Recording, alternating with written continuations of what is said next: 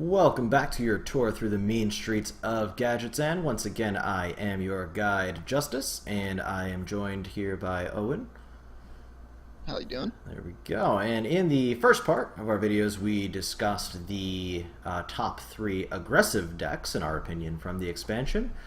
So for those who maybe aggro isn't their style, this video is for you, as we'll be going over what we believe are the top three control slash mid-range decks that you have available to you. So to get it started with what in our estimation is probably the number one deck fitting that description right now, I'm going to toss it over to Owen. All right, and first up on this list we have Saviz's Reno Jackson Warlock deck, or Reno Lock as it's been called over the years. Most of you should be familiar with it, and so mostly we'll be just looking at this sweet brew that he has going on here. I've been grinding quite a bit with it myself up the ladder. So just real quick, in case you're not familiar, even though you should be by now, Reno deck is a Warlock deck that is using a deck of 30 different cards to take advantage of Reno Jackson's full heal. Additionally, from the new set, we have Kazakis, which also requires a singleton deck, and I'll touch a little bit more on him in a second here. So one of the reasons that this deck is really good right now in the metagame is because it's one of the few control decks out there right now that has the ability to actually handle the aggressive start that the aggressive decks in the format are capable of producing, but it also has the ability to actually heal back up out of lethal range of these decks as well, with Reno Jackson and oftentimes other healing effects as well. So, you know, some of the new cards that have made an impact on this deck. First and foremost, I want to talk about Kazakis, the Cabal leader, and his potions are really, really powerful. Make no mistake, this effect is an effect that once Reno Jackson rotates out in about 4 months or so, I would not be surprised if some people are going to be out there trying to make this deck work just for his effect alone. Having the ability to craft a potion for any particular board state is really powerful. Definitely. Another really versatile, surprisingly versatile card is a Dirty Rat. Dirty Rat has the ability to give you a early taunt against the aggressive warrior decks, but also is a super, super, super disruptive card in the control matchups if you find yourself playing against another control deck or another Reno deck. Having your opponent play Dirty Rat and then, you know, basically force you to drop your Reno Jackson out of your hand without any benefit can be really backbreaking. Additionally, there are a couple other cards from the new set that have made their way into this list that have they serve a purpose, even though they may not be as flashy. The card Second Rate Bruiser and Abyssal Enforcer are pretty powerful pretty powerful cards in the aggressive matchup, but in different ways. The Abyssal Enforcer has the ability to clear away small boards while creating a high tempo move by putting a 6/6 into play, and the Second Rate Bruiser just gives you a medium-sized taunt body to protect you while you're trying to get into the late turns. All right. Yep, sounds pretty good. I mean, as you said, Reno Lock is a thing that's been around for quite a while now. But yeah, the new cards really take it to another level, and I think also just where the metagame is right now, this deck counters a lot of what's going on and just fares really well. You want to take a quick one to talk about kind of just matchups real quick and why it's a good choice for ladder? Sure. So this is a deck that you're going to win on some razor-thin margins against some of these for sure. In the aggressive matchups, it's pretty much not practical to be tapping on turns 2 and 3. You really need to be doing something to the board. A lot of times you're going to be probably mulliganing for cards like Doomsayer, Demon Wrath, even Shadowbolt or Hellfire are reasonable keeps. But anything that you can't play before turn 3 is something that's completely reasonable to chuck back into the deck. And that's for both for pretty much any of the aggressive matchups. The name of the game is really just to try and stay alive and try and get to Reno Jackson. With Reno Jackson being the only notable keep, the only card in your deck that costs more than 4 mana that you can keep against the aggressive decks. So against control decks, against controlling Priest decks, I think that you definitely are favored in most of those matchups. The effect that you're able to life tap and draw extra cards early on in the game really means that you can kind of capitalize on the slow starts that those decks tend to have. And just the fact that you have Jiraxis in your deck just means that you have a really powerful late game engine that they're just not going to be able to grind out. Against the Jade Golem Druid deck, it's also not a bad matchup. One thing that's really important, though, is that you need to be sure that you're not you're not using your board clears kind of ineffectively. You really don't want to be hellfiring a board that can be cleared with Demon Wrath, because the way that those decks kind of operate, once it gets to a certain point in the game, Demon Wrath actually will just have no purpose anymore, because even the Jade Golems will be too large for them to be cleared. So those kind of cover some of the main matchups that I tend to see on ladder. Usually it's a lot of just aggressive decks or, slower priest decks. I will say that the deck does have a somewhat difficult time playing against the shaman version of the decks, the aggressive shaman deck, and it does have a somewhat poor time playing against controlling mage decks, largely because those decks have the ability to kind of deal reach damage to you in sometimes unpredictable manner. So yeah. That makes sense. And I think one other thing worth pointing out too, and this is certainly nothing new, but as far as the control matchup goes, again, you do have Jiraxis, and the other thing, of course, you have is the potential burst finisher with the help of Thaurissan of Leroy, Powerful Overwhelming, Faceless Manipulator. So it does have options, to deal with multiple kinds of opponents, which I think is pretty important. And I do think it's worth noting, Saviz did have a stream a few days or so ago. It was like 8 or 9 hours, something like that, where he pretty much just stayed at rank 1 legend the entire time with this deck. So pretty darn powerful if you know what you're doing with it. Yeah, and one thing to remember too about the Jade Golem deck, specifically that matchup, is you really need to be taking a more aggressive stance in the game.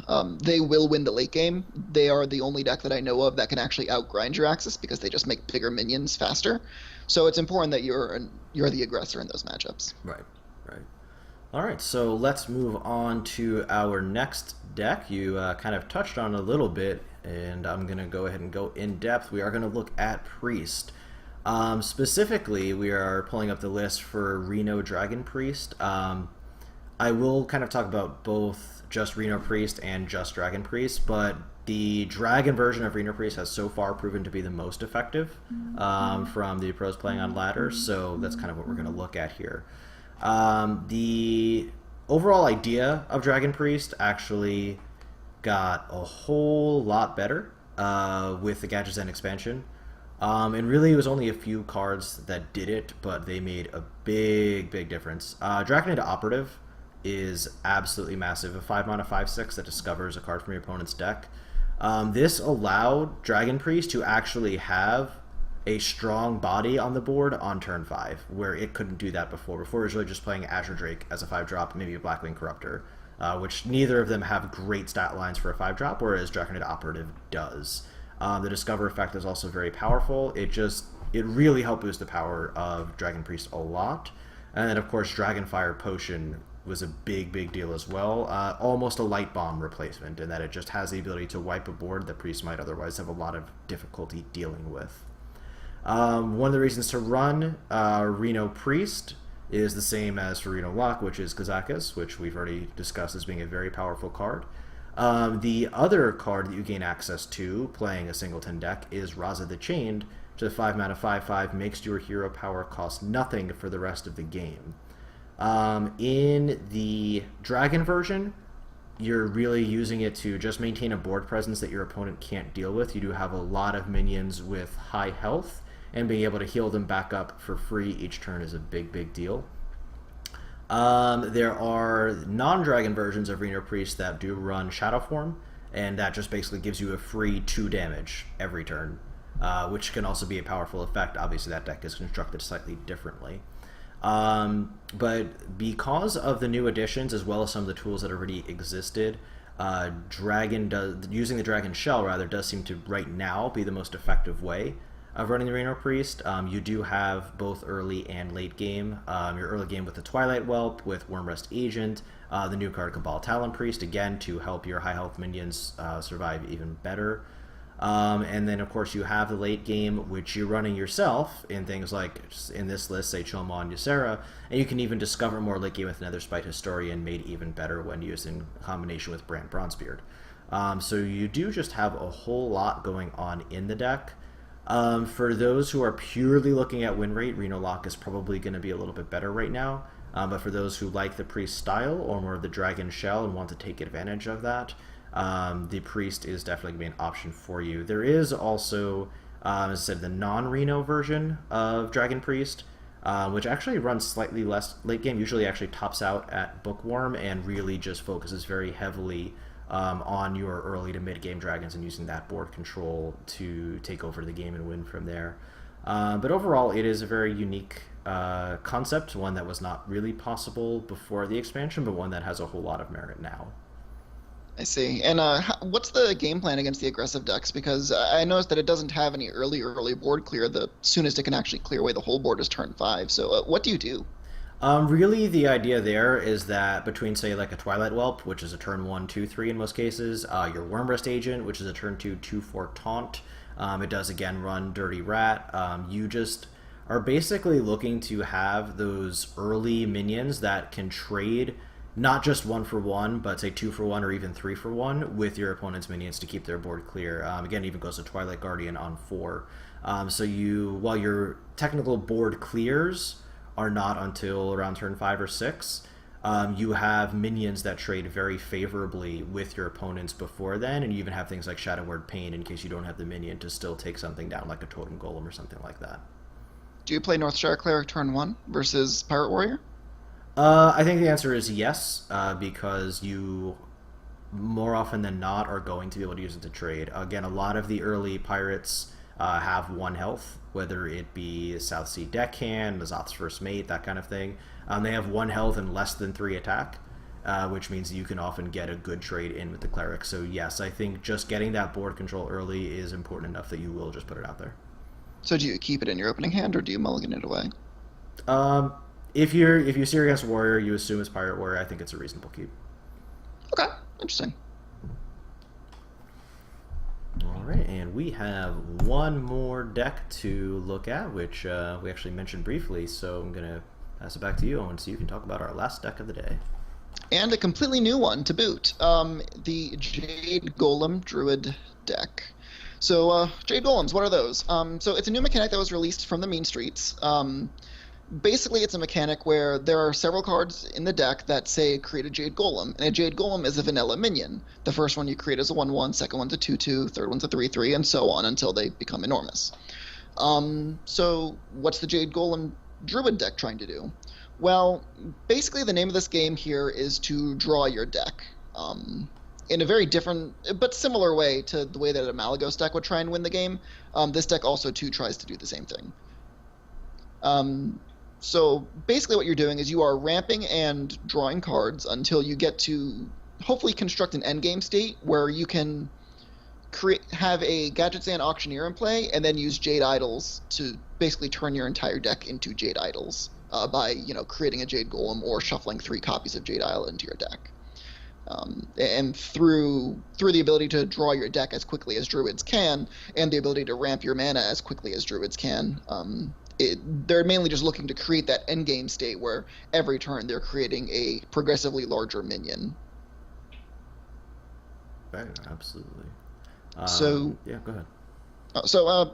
Why do I want to play this deck? It's a good question. Druids are not particularly known for their ability to really fight back against aggressive starts, and so, in a very aggressive metagame, why would I want to play this? No, it's maybe not the easiest time in the world for the Druids right now. The main reason you may want to play this deck is because the late game of this deck is no joke. If your opponent is playing Warlock, for instance, and they play Jiraxis, it's not easy to beat a 2-mana 6/6 every turn for the rest of time. But this deck has the absolute ability to beat that every time, because instead of making a 6/6, they're making a 9/9, or an 11/11, or a 12/12. And so it puts the Reno Lock in a position where they really need to beat you as opposed to just waiting for the game to come to an end, because in those games you will win. And also, too, the deck also has the benefit of, the opponent only having, 1 Twisting Nether in their deck or 1 Dragonfire Potion in their deck. And so eventually your minions will just be large enough that they can't clear it with those kind of board clears. Although against the aggressive decks, you're really trying to, lean on your Living Roots, on your Wraths, on the fact that you can make early Jade Golems, and the fact that the deck actually has a fair number of natural taunts in it to help stabilize. Right.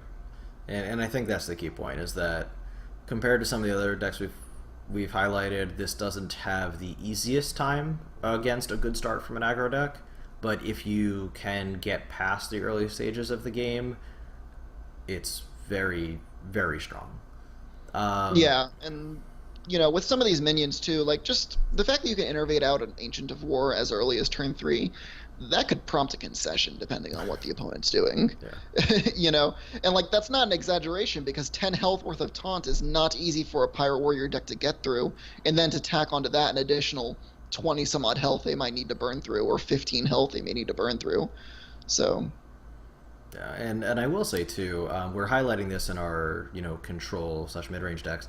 This deck is also like a control deck buster in that it has, as you talked about against Jiraxis, it has late game kind of almost unlike anything we've seen before. Between Jade Idol's ability to shuffle multiple copies into your deck and then to use those to make huge minions, you never actually have to run out of steam with this deck. That just doesn't happen. You don't get to the point where you just don't have anything left to do unless you like horribly mismanaged your Jade Idols.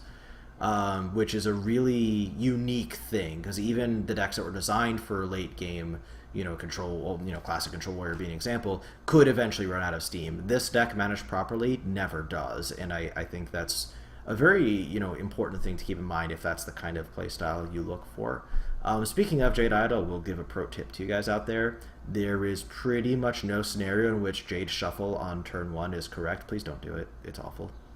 Yeah, and actually further to the point, it's not even a bad move necessarily to Jade Idol for a dude on turn 1, right. If you're playing against an aggressive matchup. Well, playing against Pirate specifically. Against Shaman, it's maybe not the best move. But realistically, when you're playing this deck, you really should be trying to hold your Jade Idol for the shuffle effect until you have maybe like 3 or 4 cards left in your deck. And the primary reason for that is just because, while shuffling 3 of this card into your deck does mean that you may draw it again, it also means that you may draw it again, and that you won't be drawing your cards like Gadgetzan Auctioneer or other things that are, perhaps more pertinent to what's actually happening in the game right at that moment. Right. So, it's kind of like the reason why Prince Malchezaar isn't good. It's like, wow, 5 legends in my deck. That sounds amazing. And it's like, wow, more Jade Idols. That sounds great. But, we really do want to keep our deck size as small as possible. And further to the point, this is a deck where you actually really should not very often be nourishing for mana. Most of the time, I would say 99% of the time, you should be nourishing for cards, because it really is critical that you get to the bottom of your deck as fast as possible. Mm-hmm. Sure is. All right, so that kind of wraps up what we're looking at as our top 3 mid-range / control decks for the Mean Streets of Gadgetzan. So I do hope you guys enjoyed your tour. If you do have any questions, comments, concerns, please leave them below. Also, as we, and I guess every single other YouTuber must say at the end of every video, please like, share, subscribe, all that good stuff.